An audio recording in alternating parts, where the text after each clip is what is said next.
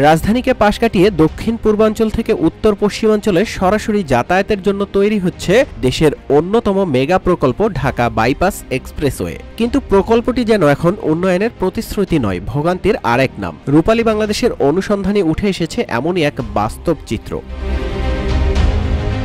নারায়ণগঞ্জের মদনপুর থেকে গাজীপুরের ভোগড়া পর্যন্ত ৪৮ কিলোমিটার দীর্ঘ এই এক্সপ্রেসওয়ের নির্মাণ কাজ শুরু হয় ২০২১ সালে, যদিও চুক্তি স্বাক্ষর হয়েছিল ২০১৮ সালেই। চীনের Sichuan road and bridge group, বাংলাদেশের শামীম এন্টারপ্রাইজ ও ইউডিই কনস্ট্রাকশন লিমিটেড যৌথভাবে প্রকল্পটি বাস্তবায়ন করছে।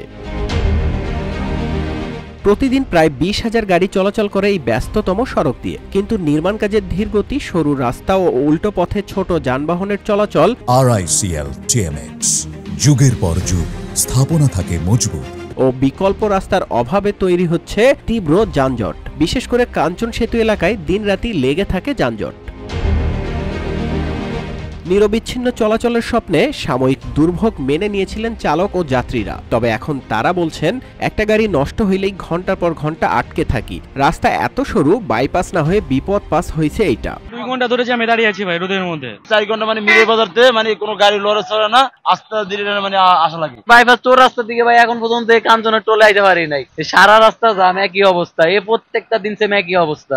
স্টুডেন্টদের সবচেয়ে বেশি সাফার করতে হয়। এতদিন হয়ে গেল মানে এই রোডটা দিয়ে কাজ চলতেছে যে আমরা ভাবতেছি যে না এই মাসে ঠিক হবে, ওই মাসে ঠিক হবে, কিন্তু এই জ্যামের মনে হয় না আর মনে হয় 2-4 বছর এরকম জ্যাম ঠিক হবে। যে কোনো একটা গুরুত্বপূর্ণ কাজে গেলে আপনার জ্যামের কারণে দেখা যাচ্ছে আমার সময়টা অনেক নষ্ট হয়। এদিকে ঢাকা বাইপাস এক্সপ্রেসওয়ে উন্নয়ন প্রকল্পের প্রকল্প পরিচালক সৈয়দ আসলাম আলী বলেন, এখনো পর্যন্ত ৬৮% কাজ সম্পন্ন হয়েছে। আসন্ন ঈদ উপলক্ষে আগামী ১ জুন আংশিক খুলে দেওয়া হবে এক্সপ্রেসওয়ে, আর পুরো সড়ক চালু হবে ২০২৬ সালের জুলাইয়ের মধ্যে।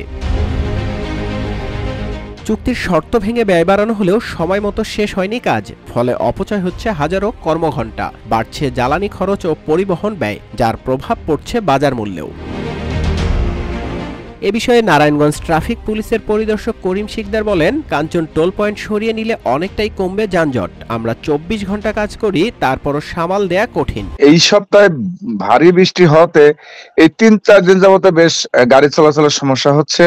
আমরাও এই যারা রাস্তায় কাজ করছে তাদের সাথে সেভারাল টাইম যোগাযোগ করেছি, তারাও চেষ্টা করছে গাড়ি চলাচলের উপযোগী করার মতো।